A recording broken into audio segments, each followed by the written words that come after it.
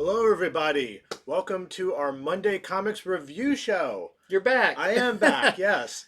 And thanks to Andy for carrying on the torch even when I was gone, just all by yourself Yeah. reviewing comics still.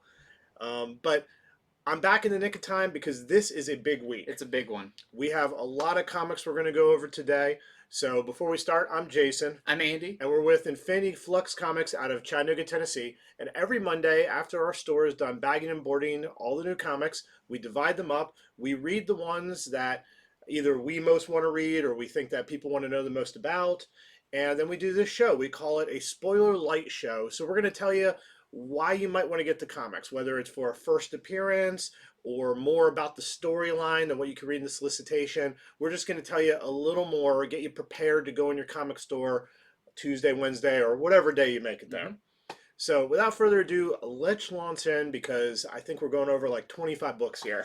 Yeah, so we may go over some of these kind of fast, but for these featured ones, we do really want to give them their due time, like DC versus Vampires Hunters. So this is a one-shot story set in the DC versus Vampires universe. I don't know if it's its own reality or an Elseworld or whatever, but this is really cool. So I feel like even if you haven't been reading the DC versus Vampires, this is a fun one-off story. Because this, as you can see on the cover, follows Damien, who is kind of your main vampire hunter. But he's a little Blade also because he is a vampire himself. So his big thing is he's got a small resistance group, a very small resistance group. Like, we don't see more than maybe like 3 other people in it. But he's got Alfred on his side. So, I mean, Alfred counts as like a couple people by himself with all of his abilities. So you've got Damian Wayne. You have Martian Manhunter, who is a very, he's a very useful character in general, but his ability to shape shift and everything works out very well for him in this world. But Damian is going after the person who has turned him into a vampire and killed his father, and that is who was revealed to be the big bad in this universe, Dick Grayson, who is the leader of the vampires, the new kind of king of the vampires. So, of course, Damien has the kind of the moxie to go right for the top, and he is going to confront Dick Grayson in a very cool way. It is I'd say half the book is kind of setting up everything, and then the rest of it is just action, a big throwdown between some of the biggest vampires in this universe. Really cool issue. And it's nice to read Alfred. He's been out of the main continuity for so long, to see what he is capable of doing. Not just like, yes, he's got his own fighting abilities and everything, but his ability to connect to even Dick Grayson, who was kind of previously like a son to him, how he appeals to him. A really fun issue. I wouldn't say it's like, if you're reading the DC vs. Vampire series, this is like, you have to read it. We'll see how much later it's going to reference the events in this, but I do think it is good enough that it is worth picking up either way. So definitely check out DC vs. Vampires Hunters, that great John Boy Myers cover. That is a really good cover. And then we have the Suyin variant, which is also a super cool homage cover. Yeah, to the Robin series. Miniseries, yeah. Found in dollar bins everywhere. It just had a heavy print run. It had that was a very big way time. Back when that came out. So funny you bring up Alfred, because my first book, I never know what order he's doing his books. He doesn't know. We're busy reading and getting the show together to be able to do it at all. But my first one, I also wrote a note on how it was great to see Alfred again. So this is Batman Fortress. This is a new 8-issue miniseries. And so right off the bat, you have Batman there, and it says, "Can the Dark Knight stop an invasion against Earth?" And you kind of see Batman looking at multiple TV screens all around the world. So, as stated, This is an 8-issue miniseries. I like these as much as I like reading the in-continuity Batman stuff. It's got to be every writer's dream to be like, do an 8-issue series with Batman, do whatever you want to do. Mm. It's away from the normal DC universe. You know, that's how Frank Miller was able to do Dark Knight Returns. Mm-hmm. You know, some great Batman stories have been done away from regular continuity. So this is by writer Gary Whitta with art by Robertson. And basically, the presence of an alien ship in our atmosphere has disrupted the power all across the world. So Batman's in Gotham, and of course, things get really bad there really quickly because it turns out that Arkham's settings, before the failsafes could click in, most of the bad guys get away. Man. So Batman realizes this is a worldwide problem, and the other issue here is that Superman is missing. There is no word from Superman. No one can get in touch with him. So this issue is very much Batman calling together the Justice League. You do not see the Justice League in this issue because really he has to get Gotham under control before he can help the world. He has to get Gotham under control. Alfred is alive in this, and you get a lot of really good play between him and Bruce. And so it's a very fast-paced issue of Batman going up against his rogues gallery. They're all out. They're all terrorizing everyone in the dark. The police can't really do much to stop them because their radios don't even work. So it's kind of hard to mobilize when you can't contact each other. So very fast-paced, well-written issue. But this is leading to bigger things because even though they're not in this issue, it looks like the Justice League's going to band together. A lot of mystery still left here. Who are these aliens? Are they really nefarious, or is this just something that happened because they were in the atmosphere? It's hard to tell. But I will say I enjoyed reading this. I think it is a very strong first issue. If you just want your classic Batman when Alfred was still alive, you know, no sidekicks around, but this time he's trying to save the world. I'm also kind of interested in what is going on with Superman. You know, aliens arrive and he's missing. That's very, very strange. So let's see. Okay, there. Oh yeah, and I forgot to say, it begins with some criminals, low-level criminals, who've decided in the darkness to rob Bruce Wayne's manor. Oh.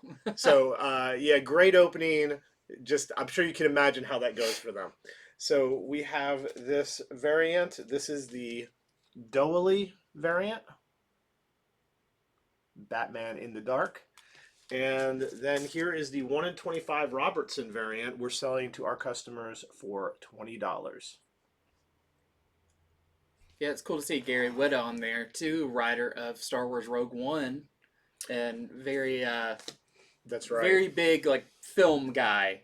So, okay, my next one is a new one that I feel like has gotten a lot of not a lot of press, but like seeing this pop up a lot of places, a lot of articles and everything. This is Fox and Hare #1. Very cool cover there. So this is a kind of a Neo-Asia, Neo-Japan, slightly futuristic series. It starts off 25 years ago with two kids who are kind of just in a rainy street and consoling each other. Their parents are missing. They're not brother and sister. Individually, their parents are missing. We then flash back to present day, and it's kind of alluded to that these two kids have now become these mercenaries called Fox and Hare, and are taking on contracts, and a lot of the contracts involve missing children. So they are going to investigate this kind of corporation that they believe could be behind it, called Sinistry. That's kind of the one who has taken their city from being just a small kind of just regular city to this big futuristic metropolis type city. They think that something's behind there, and they run into a hacker called Aurora, who may be the one who can break into this corporation and find out, is it really this corporation that's stealing children for whatever nefarious purposes. This is a super cool issue. It starts off, Pretty light on just like overall story. You're kind of just getting a hang on like the world and who these characters are. So I wouldn't say it's like superhero, but they do kind of have their advanced suits of armor and swords and everything like that. Very stylish, really cool colors, neons, all of that kind of thing. Um, but yeah, I really enjoyed it. I believe I'm not sure if this is a miniseries or ongoing. What is this? What? Who's the publisher? This is I can't remember, Vault. Okay, Yeah, this is a Vault series. yeah. This is Vault. Typically, I think Vault things are mini I think series. they do mini, but they do multiple mini if Right. it's successful. So this is by John Suey, and the art is by Stacy Lee. So really cool. If you kind of like that, It's got a strong cover, strong Yeah. title, good character design, and the coloring on the cover reminds me sort of DeMeo a little bit. Those Uh-huh. colors just everything knocking you in the glows. face. Yeah. Yeah, so really cool. If you like that kind of futuristic Neo Tokyo type thing, you'll definitely like this. We also have a variant by Yoshitani, which also has some more of those really cool colors. And we have a couple of incentives. We have the 1 in 5 Ruin variant, where you can see what their city looks like now. Yeah, the city they live in is called Mazu Bay. And it's not really specific where it is. It's kind of just, you kind of get like the before that's a very just traditional looking town, and then the futuristic version. We have the 1 in 10 Chang variant.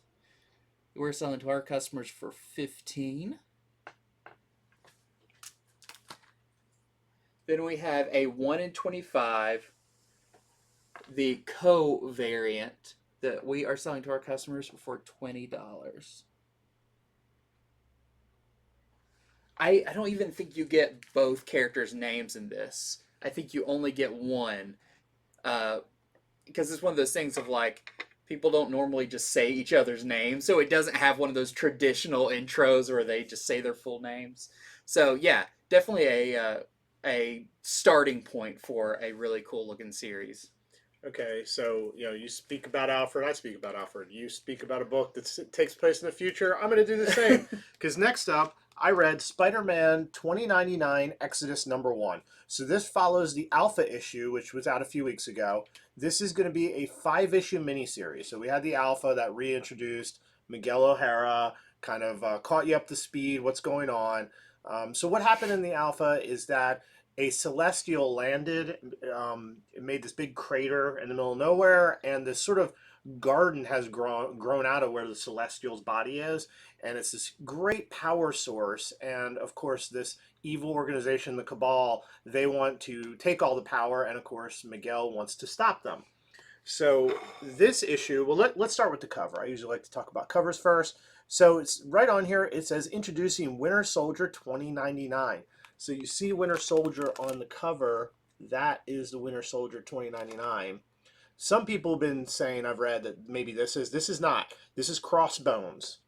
So I don't know if it's a new Crossbones, but definitely a new outfit. So I say that is Crossbones 2099. So we got, for sure, Winter Soldier 2099 first appearance in this.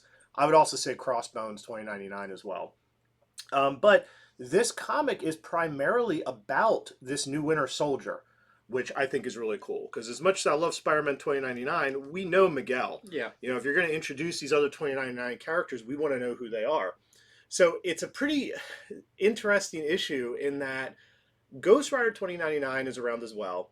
And, he's pretty much like an internet being. Mm-hmm. And he tells Miguel, hey, the Cabal has pretty much told all the bad guys, if you could get into this celestial garden and get us the power, then you can join the Cabal. So all these bad guys are headed that way.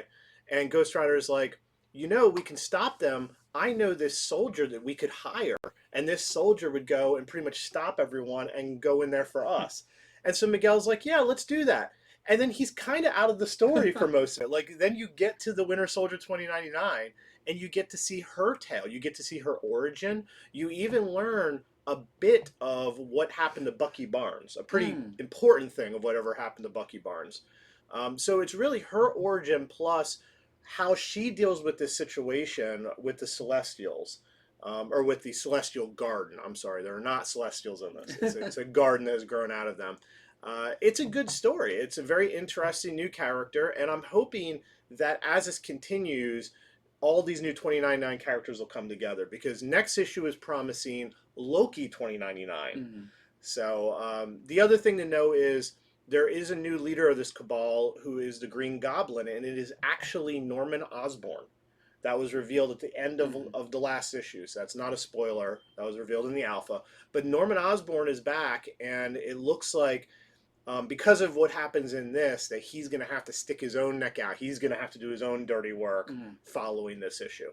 So if you read the alpha, I think I like this one even better, to tell you the truth, even though there was less Miguel in it. Hmm. You know, they're building up the 2099 universe a little bit. That's cool. Yeah. Okay, so we got a few variants here. We have the Ron Lim variant. And then we have the Ken Lashley variant with these. I love the borders. Yeah. And that's the new Winter Soldier? Yes, yes, it is. And then we have the Fortnite variant. So if you don't know who that character is down there, go ask your niece or nephew, or they'll tell you. Awesome. Well, next up I have what's interesting. It's kind of a end of one thing and beginning of another thing. This is Devil's Reign Omega.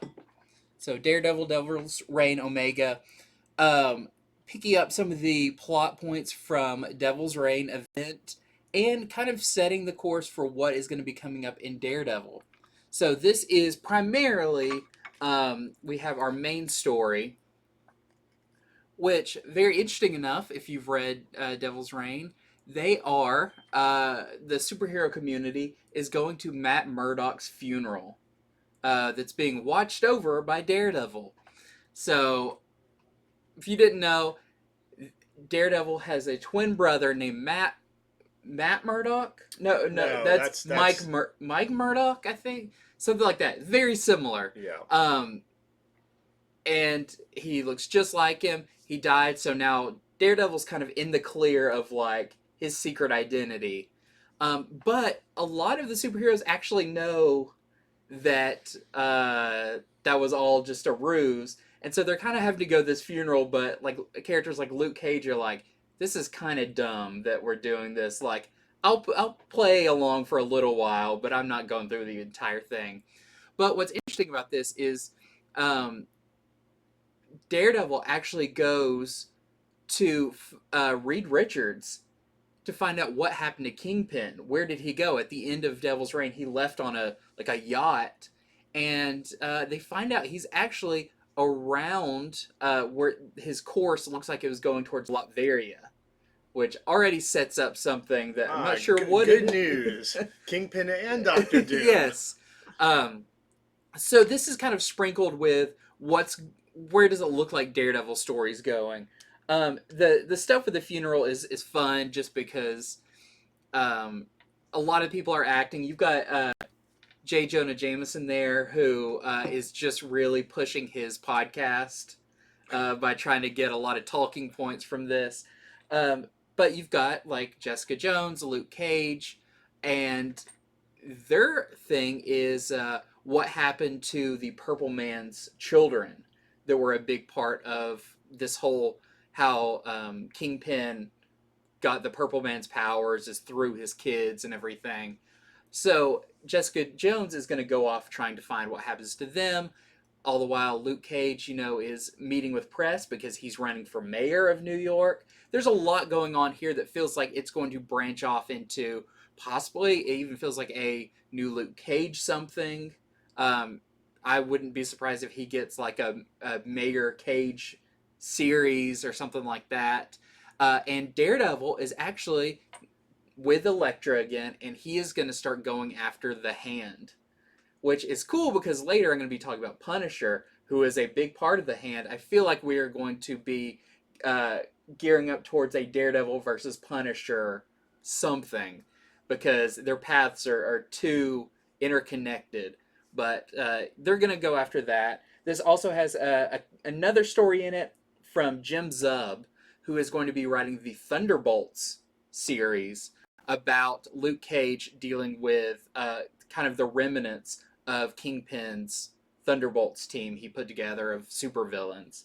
And then there's another Luke Cage story at the end. So this has probably more Luke Cage in it than it does Daredevil. Daredevil's only in one kind of brief scene on a rooftop talking to Luke Cage. But if you've read Devil's Reign, I think this is a great, you'll want to pick this one up. But also if you're planning on reading Daredevil going forward when it comes back, I think this is also a good one to kind of figure out where are all the pieces that are in play currently for all of these characters.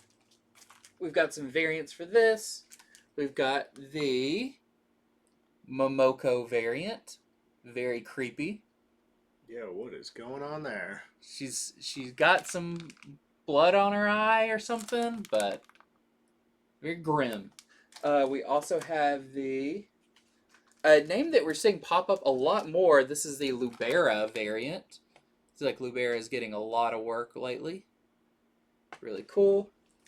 And then we have a 1 in 25 rice variant that we are selling to our customers for $20. All right, so I read Something is Killing the Children issue number 23. So good news on your wallets, and that is you don't have to buy multiple copies of this. There are no major first appearances in this. There's been a lot of first appearances and just them expanding the world the last few issues. This is a good issue, but I think they've set up enough people that they can roll with them now. So this, of course, is by James Tynion with art by Werther Elidera. Mm-hmm. And in this one, so the cover has, police tape, police line. It looks like somebody's doing an investigation, blood on a wall. This isn't exactly what happens in it, though. But I did call a few issues ago. They introduced that new detective.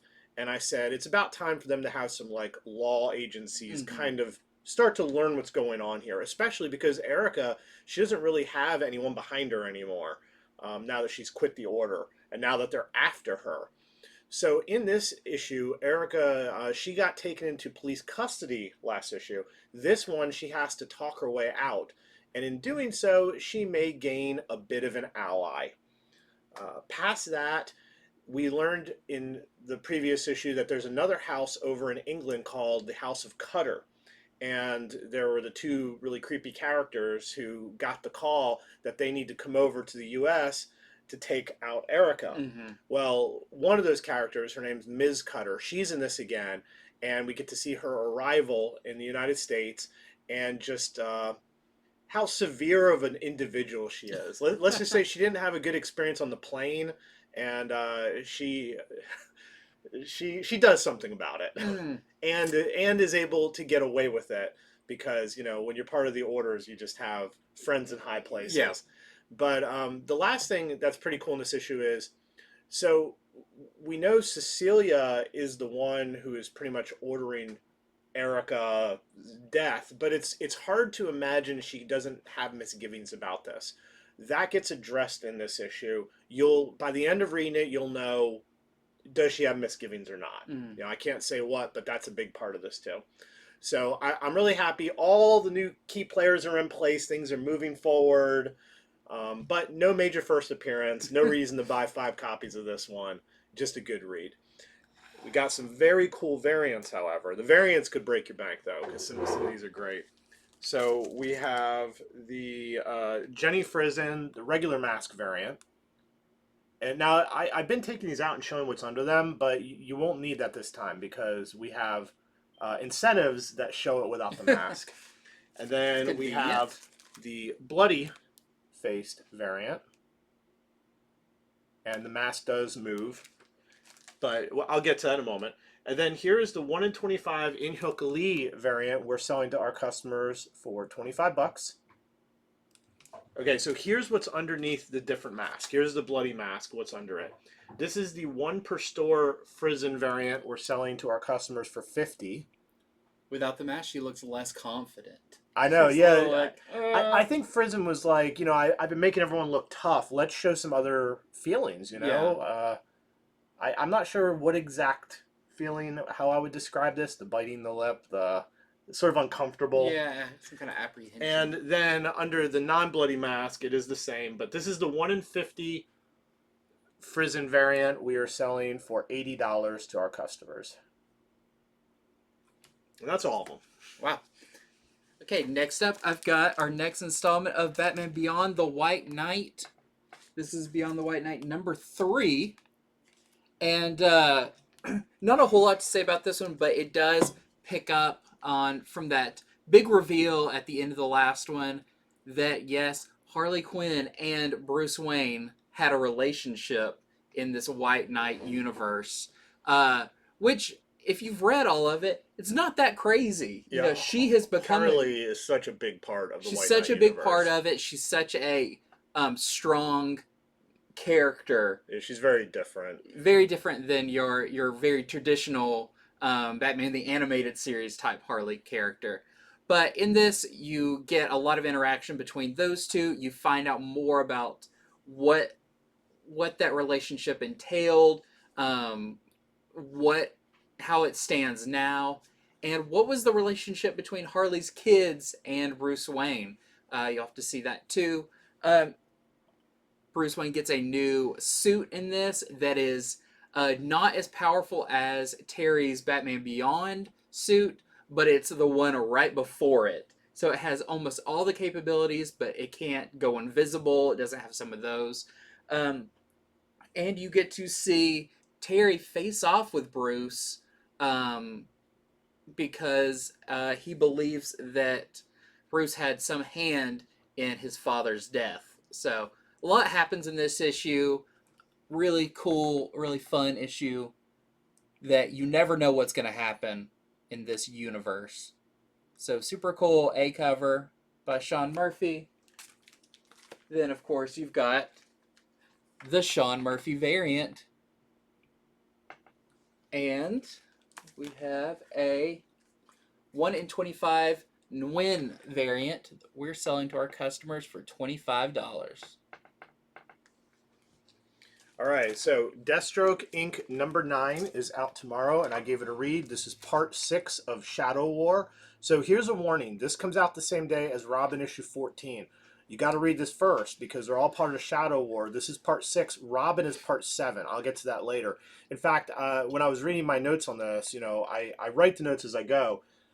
Some of the things I wrote in my notes get answered in the next issue. So I'm like, who knows this? And then I'm like, well, I do now. I read the Robin after. So anyway, this is part 6 of Shadow War. Read this one first. And this, of course, is written by Joshua Williamson, who is writing all the Shadow War stuff. He seems like he's writing a quarter of the books at DC right now. And with art by Paulo Pantalino. I think I got the name right. Pantalina. Paulo Pantalina is the artist in this. So this follows the shooting of Respawn. So Respawn got shot in part 5. Will Respawn survive or not? By the end of this issue, you will know the answer to that. That's why we're a spoiler light show. I can't tell you everything, but you will know by the end of this issue. And the result is, of the shooting, either way, is that Deathstroke is done playing around. He is done playing around. In this one, he goes up against Ghostmaker and Clown Hunter, and you will see in this battle how done he is playing around. Because there is a decent repercussion. He does some things you don't see that often between heroes. Heroes and villains, or anti-heroes, whatever we want to call Deathstroke.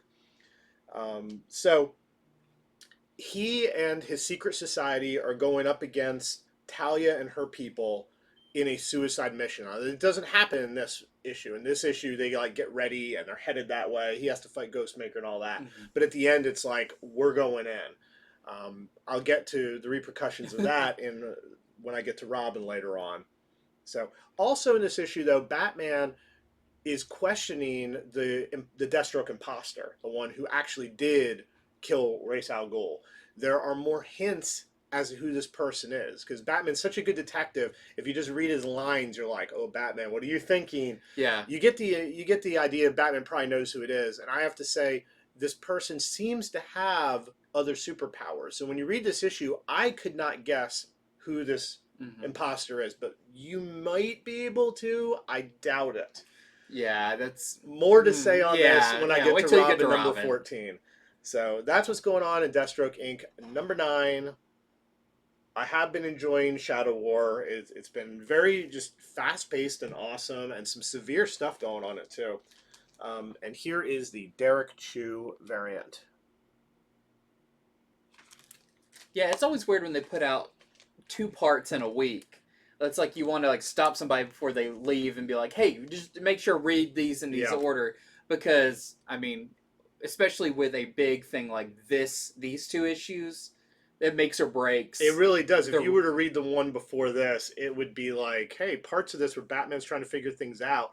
It's not that interesting because I already know." Yeah, yeah. Unless you're one of those crazy people that flips to the end of the book. But next up, we have the return of a fan favorite series. It's Unnatural. This is Unnatural Blue Blood from Mirka Andolfo. Now, Mirka Andolfo does some of the art in this, not all of it. She even says in the part in the end that she is going to do like the first 3 pages of each issue. And the first 3 pages of this are kind of a separate scene. So I wonder if it's going to be kind of like that in each of them. But the new artist that's in here is Ivan Bigarella. And, you know, very similar in style to Andolfo's art. Still kind of animated, but well-rendered type art.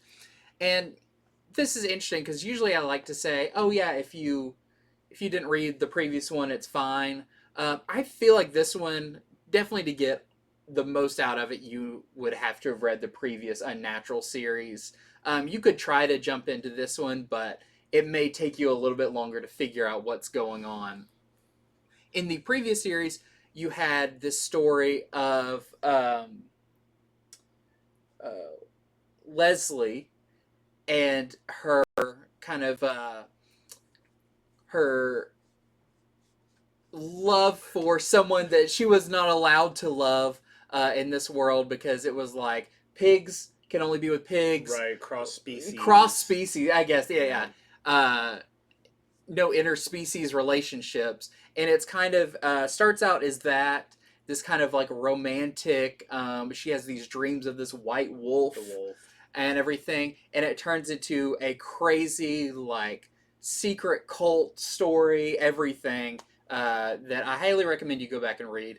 This one picks up, not sure how long after the previous series, but Leslie's life is now like pretty good. You know, in the original one, she had blue hair and her blood was blue, and that had to do with the storyline that's going on that. But everything's back to normal. She has like a regular color hair.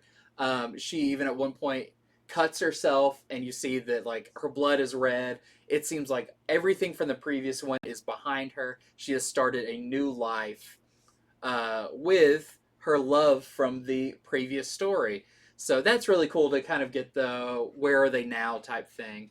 But a new character is brought into this as well, which is her boyfriend or the wolf's little sister, who is now going through some stuff at school, some like anger issues and everything because of her missing parents.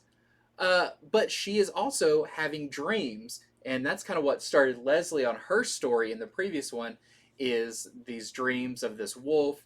The sister is having dreams of something else that looks very similar to some of the cult stuff from the previous one. So this is really cool. It looks like it's going to be following the younger girl, but also the way it ends, Leslie is going to get pulled into this as well as things start looking like how they were before. So this is really cool. It's great to see Mirka Andolfo does a great kind of a letters page type intro at the end, talking about how she's so happy to be back into this world, and all the excitement of introducing these new characters, hoping you fall in love with them like the previous ones and everything. So if you like the original Unnatural, this is going to feel exactly like that, just the art's slightly different, but the tone of the story, the themes, all of that are back. I thought it was really good. Very happy for the return of Unnatural, this time Unnatural Blue Blood. Got some variants for this. This is the Bigorella cover, so that is the art that is on the inside. Still very much in that same style. We also have a blank sketch variant, and we have a 1 in 10 Sejic variant that we are selling to our customers for $15. All right, so I had the pleasure to read Moon Knight issue number 11. I always enjoy reading Moon Knight, one of the first ones I grab every time. This is by Jed McKay with art by Alessandro Cappuccio. And so the cover, we have Zodiac. It looks like he has Moon Knight trapped. That does not literally happen in this issue, but it is a good themed cover because Zodiac does have a plan he is hatching that makes Moon Knight feel like he has no options. So that's a lot of what this issue is about. So last issue, Moon Knight learned that his psychiatrist, Dr. Andrea Starman, had been replaced some time ago, and the real one was being held by Zodiac. So this issue, Moon Knight, Tigra, and Rutherford Winter, the spy character who's broken out of Ravencroft, who also was a patient of Sturman, they've hashed everything out, and they're going to try to get the real doctor free from where Zodiac has her. Of course, Zodiac, true to being a good villain, he's 5 steps ahead, you know? So it's not that simple, and he puts Moon Knight in a position that makes him make some very hard choices, maybe so hard that Moon Knight may have to turn back to Khonshu, the god who he helped, imprison way back in Avengers. He has not a great relationship anymore. So you get to see all that and more in this issue of Moon Knight number 11. Lastly, there's a little bit that's revealed about Tigra, and I've kind of wondered. It's been great to have her in this, and her and Moon Knight, they're close from being West Coast Avengers together, but I just had a feeling there was something more going on there, and there is, and that gets revealed in this issue as well. So, it looks like next issue is going to finally be the throwdown between Moon Knight and Zodiac, though, which would be issue 12. That sort of makes sense. Yeah, the end of the second volume. Yeah, every 5 to 6 issues. So I think that's going to all come to a climax next issue. So we got a few awesome variants, starting with, check this out, Rob Liefeld doing a Moon Knight variant. I like that one too. Yeah. I think that's really good.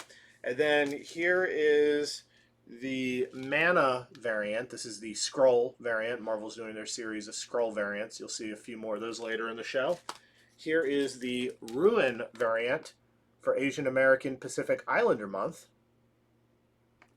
Then we have the 1 in 25 Sinkowitz variant. We're selling to our customers for $55. Oh, and that's it. Man, you're on such a roll. I know. This is a big Moon Knight variant week. Okay, so a big one this week is Hulk. This is Hulk issue number 7. And this is, I believe, part 3. Is that right? Yeah, part 3 of the Banner of War story. So the thing about this story, the crossover between Hulk and Thor, is it is almost 100% action. Like, this is just a huge throwdown between those two. But who showed up in the previous issue in Thor? Iron Man showed up in his celestial Iron Man suit. So he's going to try to come in here and not break up the fight, but be on Thor's side because they are going after Hulk after you learned that he killed 17 people He's accused of. We did learn a little bit more about the where the fault lies in that story. But Iron Man's going to come in. So with celestial armor, he should be able to just take out Hulk. Well, this version of Hulk. I don't know if we've ever seen one quite as just over the top powerful, uncaged monster that he is in this. So you see a great fight between those two. You get a lot of Tony Stark wit and snap at Hulk. But I will say, at the end of this, there will be a new gamma-powered character that you'll have to see. You may have guessed it, but looks like, I mean, this. I don't know where this series is going to go, because at the end of this, like, we'll say also the battlefield has changed pretty severely. So really crazy, over the top issue. We've got this awesome Gary Frank A cover. You've got that giant Iron Man suit back there as well. Then we have our Shaw connecting cover. We have, I love this one. This is a very classic looking cover. This is our J. Scott Campbell cover. We have our Skrull variant by Inyuk Lee, which it's hard to tell because he's just still green. It's the pointy ears and the chin that does it. We have the Zulo variant. And we have the 1 in 25, again, here is Lubera variant. We're selling to our customers for $20. Okay, so out this Wednesday is Teenage Mutant Ninja Turtles issue number 129. So this is more of the Venus de Milo plotline. We're learning more about what's going on with that character. Last issue it was revealed that she might have actually been a punk frog who was experimented on and turned into a turtle. So there's more on that. In this one, the punk frogs also appear in this issue. But more than tell you about the plot line, because I think people are reading it or not. And this is all sort of early lead up to the big turtle story that's going to happen later this year, the Armageddon game. But more than that, I wanted to show the variant here. So Eastman, typically the Eastman variants are not available to be seen when it's order time. So we just never know, is it going to be one that kills it or not? I think this one kills it. Yeah, that was Look so at good. that. So I'm betting most stores didn't order a lot of this. You might want to run and grab your copy or call your store or whatever you need to do. I think this is a really good Kevin Eastman variant with Venus on the cover. And also, we have the 1 in 10 Williams variant that we're selling to our customers for $30.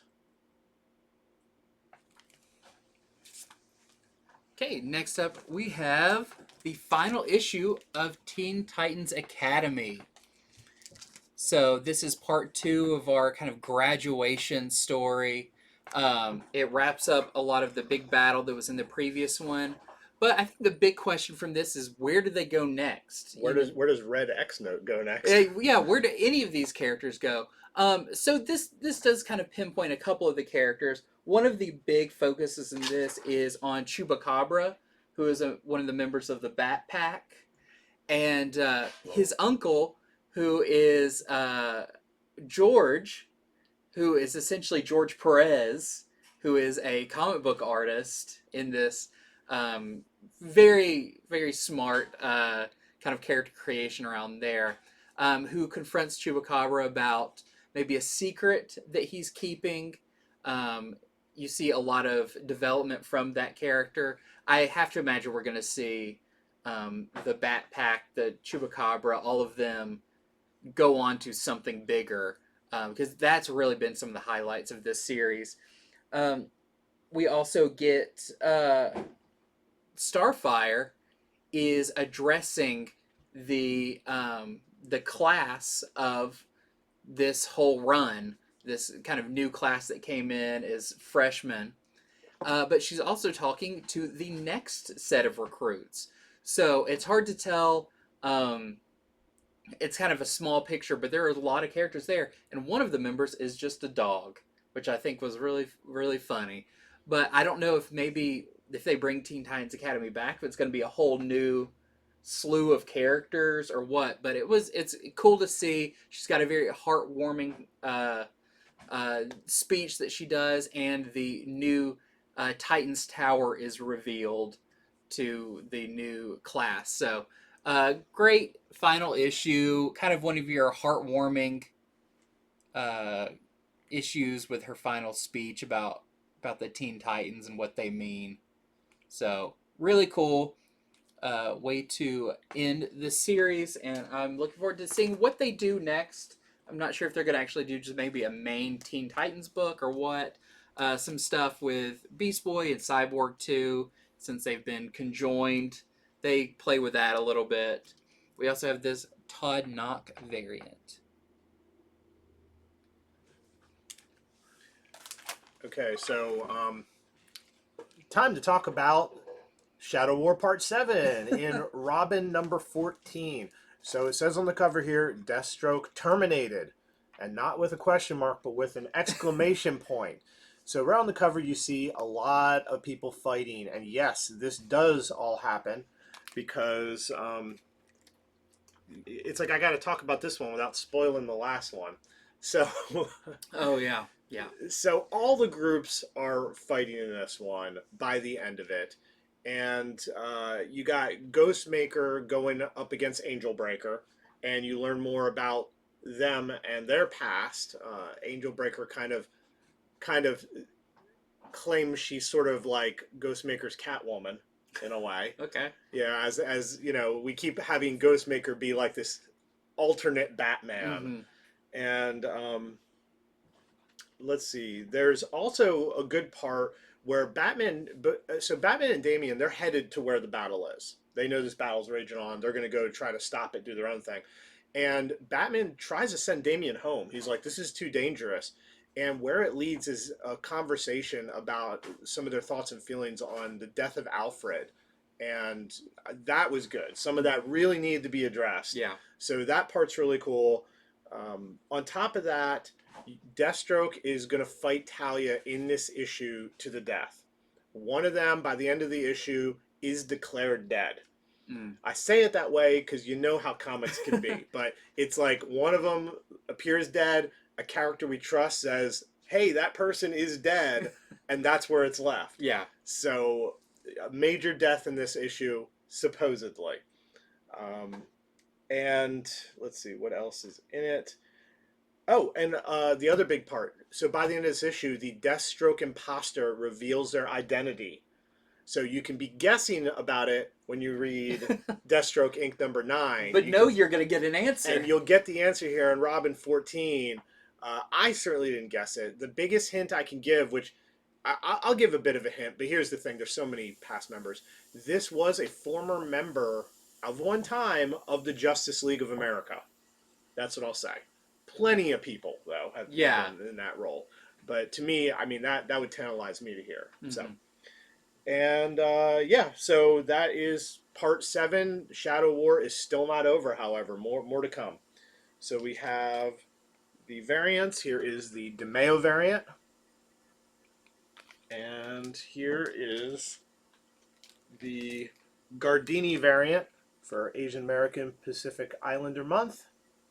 And lastly, we have a 1 in 25 Shonig variant that we're selling to our customers for $20.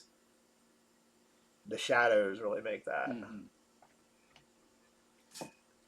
Okay, one just to show off really quick. We have our issue 3 of Godzilla vs. Mighty Morphin Power Rangers. You get some really awesome fights in here, some giant monster fights, and a kind of amalgamation of a character from Power Rangers is slightly turned into a Godzilla-like kaiju in this. Really cool. This constantly sells out, so make sure you let your store know that you want to be on this series, because it feels like we keep upping our orders for it and still selling out. So that is our A cover. And then we have our Sanchez variant. Oh, and we have our, this is the 1 in 10 Freddie Williams variant. We are selling to our customers for $25. Okay, so there is a new X book that has started this week. It is Legion of X. Marvel, they are just really just belting out the different X books because X-Men, where are they? They're on Krakoa, they're on Iraqi, they're just generally in space. They're marauding in a spaceship. They have X-Men for every taste. And Legion of X is definitely its own taste. So wait till you hear about this. This is written by Cy Spurrier. So I'll tell you, if you've ever complained that comics are too quick to read, this will prove you wrong. This is not too quick to read. Cy Spurrier, he is not afraid to put a lot in his comics. A lot. But you've got to like that too. You know, this will be for somebody who really wants to sit down and spend a good half hour reading the book, parsing out all the lines. He likes to draw from the different weirder X-Men. So, of course, my favorite part of this is almost like a continuation of Way of X. So you got Nightcrawler, who is the head of the team. You know, let's see who else is on this book. In the background, that's Legion. There's also Sprite. Look in the bottom corner there. That's Juggernaut. Yeah. Juggernaut's in this book, and it looks like he's joining this team. You'll have to read it to see how that comes about. There's a really fun one-page thing with Juggernaut. In the middle, that is a new character whose name is Zen. That's Zen, or also called Weaponless Zen. You'll learn about this character if you read the book. So first appearance, new character, Weaponless Zen. It has a couple other first appearances. Only one more, I would say, is as important, though. I think, you know, this Weaponless Zen character, you're on the cover of the book, looks like you're going to join the team. So I would have to spend a lot of time to tell you what this book's about. I'm going to tell you quickly some of the things about it. So Nightcrawler and Legion have created this place called the Altar, which is a bubble reality inside of Legion, inside the psyche of Legion, where mutants can go to unwind, to heal, and to convalesce. So whether you're healing a wound or you've been, you know, just shocked and you need some time off, you can go here. It is a safe place. And so that's part of this, that their group is doing that. Also in this issue, Nightcrawler goes to visit Araco, and he learns that an Iraqi god named Skinwalker has made his way back to Krakoa. So also first appearance, or first mention at least, of this Skinwalker god, who obviously is not good. He's gone back to Krakoa to do a bunch of evil. Lastly, there's a first appearance of another new character named Mother Righteous at the end. You know, it's one of those first appearances where the character's like, "Hi, I'm this person," and Mother Righteous has a really cool character design. They're on a variant I'll be showing in a minute, and they describe themselves, this is their own words, as a trader of spells, spirits, and demons. And I'd say that's like 1/8 of what goes on in this book. Some people would probably find it exhausting. Other people are going to love it.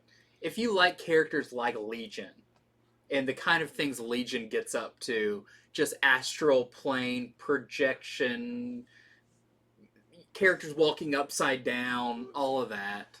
The art is by Jan Bazaldua. So that is my succinct as I can get review of Legion of X #1. Here we got the variants. This is the Macone variant. Then we have the Robles variant, which I have to say, this represents something that happens in it pretty well. Like sort of a fight, but almost like maybe a new love interest. Let's just say somebody unabashedly hits on Nightcrawler. I've never seen anything like it. Like, talks about his beautiful blue skin, and it's pretty funny. Here is, of course, the Todd Knock variant of the new character, Weaponless Zen. So here's one I was talking about. Here is Mother Righteous. So this is the McKelvey design variant of Mother Righteous, who appears right at the end. Hard to tell if they're going to be friend or foe. They kind of approach like a friend. But somebody who's all about spells and spirits and all that could easily be a It's foe like a as character well. that would pop up in Doctor Strange. Yeah, for sure. And that's an open order variant, so I mean, you should be able to buy this if your store has it for just regular price. Mm-hmm. And so there's also the 1 in 10 Mueller design variant that do these for all the X books. We're selling it for $10. And then we have the 1 in 25 Quinn variant for $30. They call this a teaser variant. There's a few more characters on here, some of which didn't even appear in this issue. So I'm thinking this might be sort of the final team, even though I don't see Weaponless Zen there. So, who knows? Okay, next up, I have one that if you've been reading, you'll understand what I mean. This is Punisher number 3, and this is a dark book. So, you said that about the last two. yeah, this is, Punisher. I mean, this is what you want out of Punisher, but it's a little on the weird side. So, been reading it, Punisher is now not the leader of the Hand, but he's kind of like it's their chief general. Like he's the one out there doing the dirty work and commanding his legions of ninjas. In this, he is out on like a crusade. He's taking down Hydra agents and Hydra bases and leaving like a flag in the ground on top of the bodies that has his logo on it. I mean, he is taking his job very seriously. But when he gets back, he brings back a Hydra member with him to interrogate. But the kind of elderly mother of the Hand says, "Hey, Punisher, why don't you tell us all about your first kill? Like that would be an interesting story for all of us people." So in the middle of this, we get the story of Frank Castle's first kill. And it's also pretty dark. You can see like there's some, at least to his mind, some justice in it. But it does involve him when he's a kid. I was going to say, it sounds like pre-Vietnam. Yes, you see him witness a pretty brutal crime that no one does anything about. So he takes it upon himself because he hears the screams in his head at night and everything. And to get those to quiet, he has to take revenge on the person that did this, that he witnessed. In a pretty twisted, but almost Home Alone way of rigging some traps. There is a bucket that falls on somebody's head. We'll just say that. See, I like this idea that Kevin from Home Alone could turn into the Punisher. Could turn into the Punisher. But the other part of this is he is questioning this Hydra agent, which is very interesting because the Hydra agent is not answering any of his questions. He's trained to not give anything up. But how does Punisher then know the answers to all the questions and says that the Hydra agent gave it to him? This is a little bit of the weird where Punisher might have a new ability that I guess was kind of given to him by the Hand. So, very interesting issue, very dark, very brutal, but a very well told Punisher story. Also, yes, as a kid, he does wear that Captain America mask, and it's played in the most creepy way possible. So that is Punisher number 3. And we also have the Okazaki variant. Plus the stuff going on with his family in this, with his wife. Very disturbing. Just overall a very disturbing but fun book. Okay, so I read Detective Comics issue 1060. So this is a Riddler story, except the Riddler's not in it very much. As of the last few issues, he has a pirate radio station where he is doing these strange messages that, you pretty much assume they're for Batman. Yeah. But it doesn't sound like it, but I'm sure it's all just hidden in there. So Detective Comics, of course, is written by Marissa Tamaki, with some very good art by Ivan Rice. And in this issue, Batman continues to investigate what is being called the citizen criminals. This is people who have no criminal record who are killing or trying to kill people and then turning themselves in, and they won't say why they did it. So it's really strange. Batman has yet to be able to connect it with the Riddler, but I mean, anybody with a brain knows the Riddler has something to do with this. So the investigation continues on. There's a lot of twists and turns that get revealed in this issue, but nothing is really finalized. The plot has one more issue, and it's sort of like, a lot of dangling threads that are coming close, but we're going to need one more issue to really see how it all fits, or at least I will. Past that, there's the backup story that stars Gotham Girl, which is really cool. So if you enjoyed the last issue with the Gotham Girl story, that continues here. So, and of course, we have the Lee Bermejo variant for it. I like things like this where they just show, pieces of characters. You just see the hands, and you have to try to figure out who they all belong to.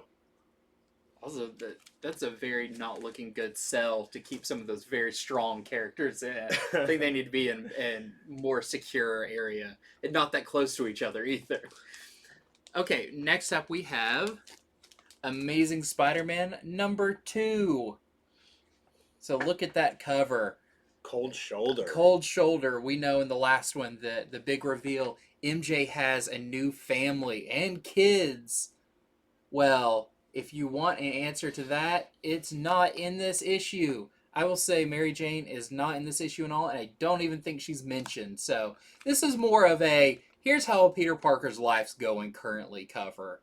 A representation of that. Setting the atmosphere of his current life. So what's interesting about this is it's been 6 months since the end of the previous run, or when something has happened, and we're in that, like, trying to pick up whatever clues we can about what happened and why kind of everyone in Peter's life has turned against him. But the people who haven't turned against him are not so savory characters like Norman Osborn, who it's even done in this where he brings something up. He's like, oh, you need my help again. And then it has like an asterisk, and at the bottom it's like, when was this? Type thing. So it kind of plays into that. What's been going on. I think they're slowly going to reveal what's been going on since in the in-between time of the issues.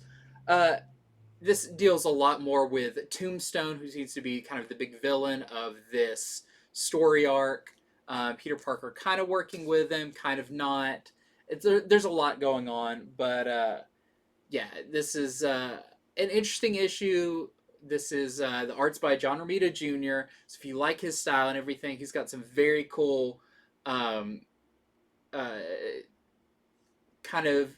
He does action shots and that kind of thing, especially Spider-Man moving through space. I feel like he kind of defined a lot of Spider-Man's movements from his classic run. So you get a lot of that cool art. But this is a lot of Peter Parker as well. So it's Amazing Spider-Man #2. We've got a couple of variants. We have the Baldari variant with Black Cat in the suit.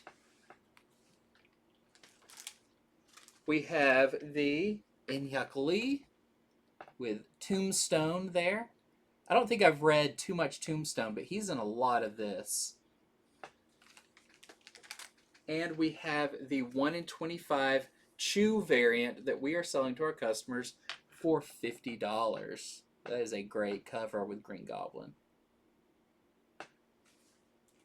All right, so I read Avengers issue number 56. So take a look at this cover. We have Jane Foster Valkyrie sort of meeting Jane Foster Thor. So if you read comic news, you know that Jane Foster Thor is going to be in an upcoming series. Mm-hmm. And so there's a lot of questions about this issue. Like, is this going to be where she turns back? I'm just going to go ahead and tell you it's not. It is not. So this does happen. There is a meeting of this sort in this issue, but this is not the issue you want to run out and grab for spec purposes where she turns back into Thor. Mm-hmm. That doesn't happen here. I think it will, but it doesn't happen yet. So what is this issue? Instead, this is almost like a what-if issue because there is a villain or villains who are messing with Jane Foster's mind. Okay, so the Avengers have been missing a lot of their people. You know, Ghost Rider's off, like a lot of their members. So Valkyrie is a member of the Avengers at this point. Well, this issue starts out, and Jane Foster, she's not even Valkyrie. She's just Jane Foster, previously Valkyrie and Thor, but she's married to Thor, and they're living in Midgard. Hmm. So right away you're like, did I miss something? Yeah. This can't be, and of course it can't be. There's a villain behind it. There's something treacherous going on. This is some sort of major fantasy, and by the end of this issue, all will be revealed and resolved, and you'll figure out who's behind it. Who also is the Army of Red. Some of you may know that. Some of you might not. By the end, you'll start picking up on what that is as well. So just wanted to let everyone know that's what's in this issue, and that it is not the issue where she officially goes back to being Thor, or Jane Foster Thor, or whatever. So as far as the variant, speaking of, it's easy to make Hulks look like Skrulls. This is the Skrull variant for Avengers 56, and in the bottom it says, what is it? Easiest job, hashtag easiest job ever. So you went from that to that. It's so easy. That scroll is so happy. They got when they're on their assignment of their character to be, they got that one. Yep. Okay, next up we have, I don't know how to say the title properly. Image. It's with the image with an exclamation mark.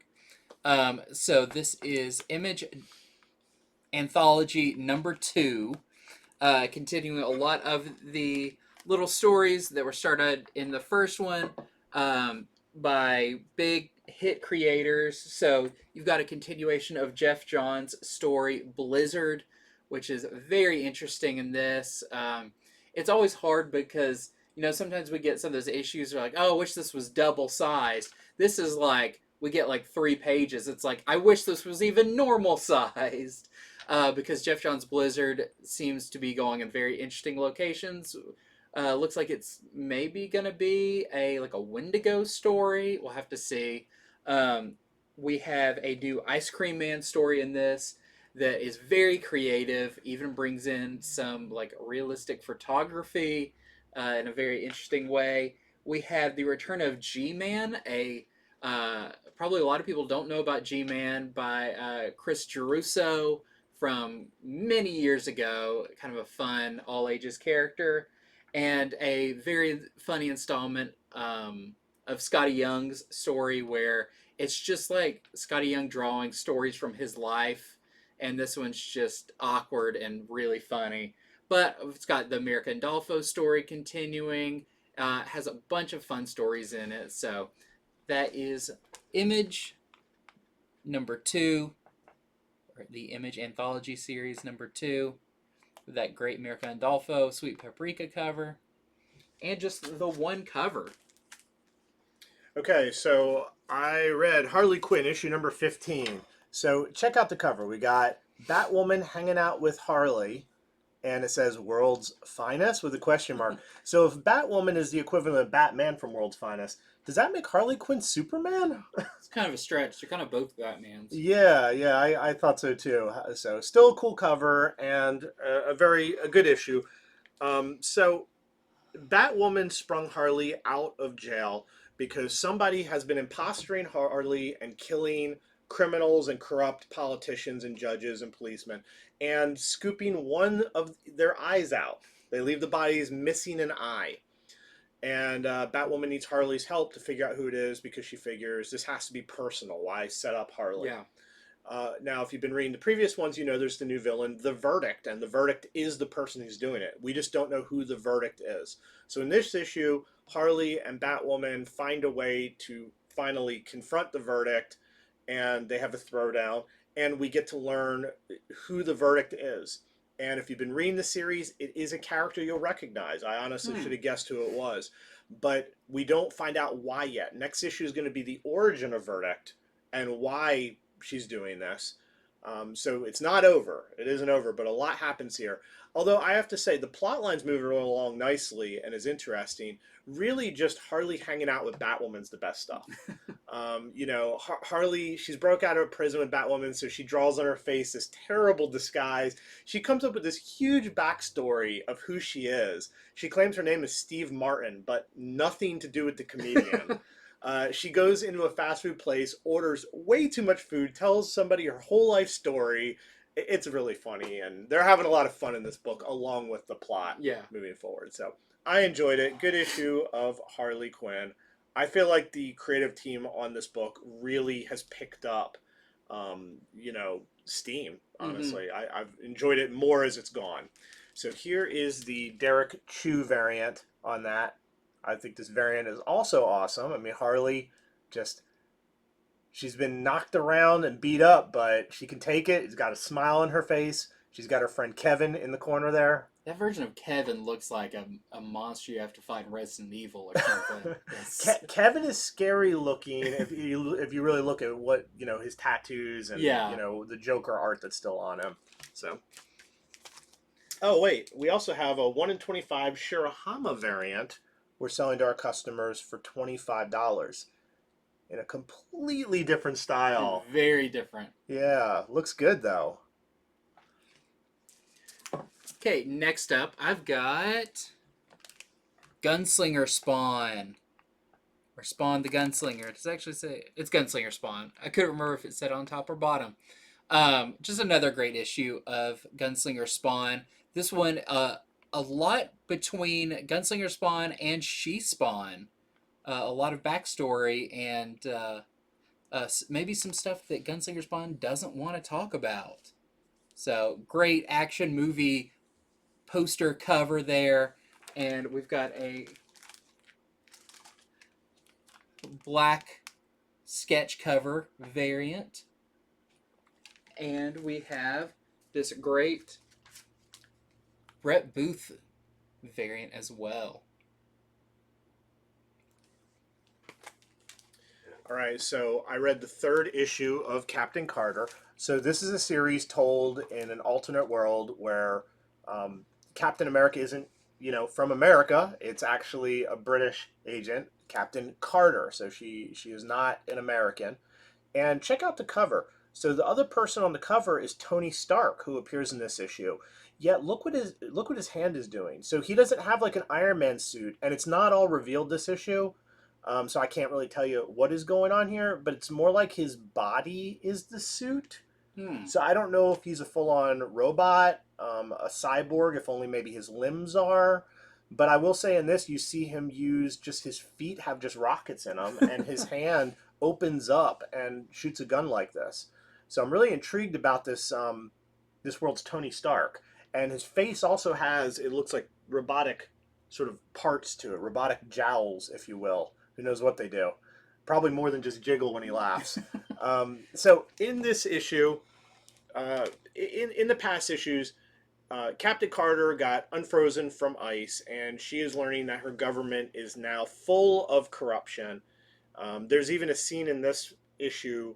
It's a very Captain America Winter Soldier movie scene where she's in a room full of agents and they're supposed to be her friends, but she looks around, tells that they're not, and they get in a big, she's surrounded fight. Is she in an elevator? No, bigger than elevators, Okay. an office room, but I mean it's definitely a nod to that scene, but done really well.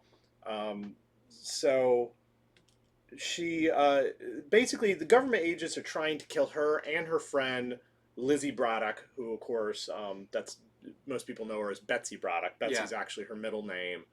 And so this is the one where, I guess in the previous issue, she was figuring out the government's bad. Now they know she knows, and now they're after her. Tony Stark is going to show up. Will he be her friend? Will he be her foe? Hard to tell. They just kind of get into his stuff right at the end of the issue.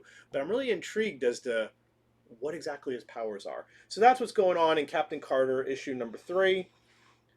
There is also this awesome Ashley Witter variant. And there is a Todd Knock Fortnite variant. I thought you were about to say Headshot, but Nope. no, we've already had that. Yep. Okay, next up, briefly going to mention, we have our next issue of Saga. This is Saga issue 59. And I remember them talking about this cover. Yes, this fish does play a part. And I will say, one character on this cover does not survive. the fish. I was like, No, this is a pretty cool issue though, and I feel like there's a kind of an homage to Tank Girl in this. You'll have to see if you notice it, but just another great installment of Saga issue 59. And as always, just the one cover for Saga. okay, so after 102 issues of IDW's My Little Pony Friendship is Magic, they're relaunching the series. I mean, I think that's very respectable. 102 issues in, sure, go back to a number one. Plus, they're changing it up. So My Little Pony has a new ongoing series that starts with a number one. I think this may have a lot of first appearances of ponies that are in the Netflix movie that have not been in the series, but I'm not sure. My knowledge of My Little Pony stuff is very limited. My niece loves it, or she did. I think she might have hit that age now where she's like, or she's seen she has so much My Little Pony stuff. I think she's like getting tired and wanting to get into other things. Anyway, I'll find out. I got to call her. So yes, new IDW series by Celeste Bronfman and Amy Memberson. And this is going to feature the 5 main ponies from the Netflix movie My Little Pony: A New Generation. I will say I was flipping through, and yeah, you have ponies on their cell phones, and you're like, how do their hooves? I'm sure they figured out a device to do it. Magic. Yeah. So we got some variants here too. This is the Justasuda variant. And lastly, there is this 1 in 10 Garcia variant we're selling to our customers for $20. So from what I read, I think 2 of the main ponies from Friendship is Magic is in this, and then the rest are the ones from the Netflix movie. So some characters you can hold on to as you meet the new ones. Yes. Okay, and lastly for me, I did not get a chance to read this. Well, I flipped through it. Department of Truth, number, I believe, 18? Yes, Department of Truth 18 comes out this week as well. So you don't want to miss that. And it has the blank sketch variant. Okay, that is our show for today. So I think we went over 25 books and all their variants. That's not even everything. It's true. That really isn't. There's a new Ice Cream Man out this week. We try to go over most everything, but I mean, time on these big weeks, time only allows so much. So anyway, we hope we have done our job and told you more about these comics so that you're prepared to know what you want to buy when you go to the comic store this week. Thank you for watching, and if you are on YouTube, please hit subscribe. We're creeping up towards 1,700 subscribers now on our quest to 2,000. Yes. Let's do it, everybody. So thank you very much. We'll be back on Friday with Comics from the Future, where we'll be rejoined again. With the full team will be here. Megan will be here with us. So thanks for watching, and we will see you then.